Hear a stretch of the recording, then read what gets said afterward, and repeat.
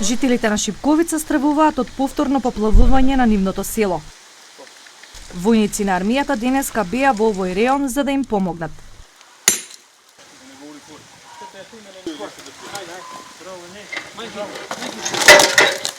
Поради блокада на патот која создава проблеми скоро цела година, војската дојде на помош.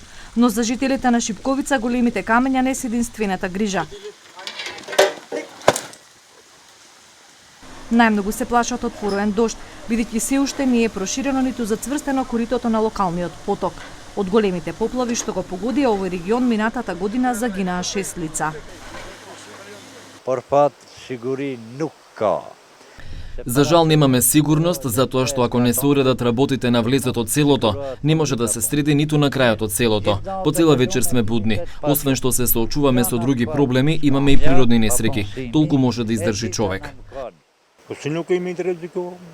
Како не сме во ризик, секогаш кога врне стравуваме, чекаме што ќе ни се стркало од озгора.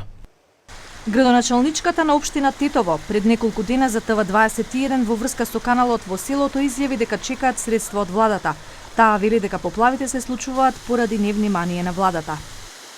Ситуација е криуар на Шкуп, на факт. Настанатата ситуација во Скопје и состојбата во Тетово е аргумент дека ние бевме во право и овој акционен план треба да се усвои целосно. За овој план имаме поддршка од UNDP и други држави. Не е во ред меѓународната заедница да не поддржува повеќе од домашниот буџет.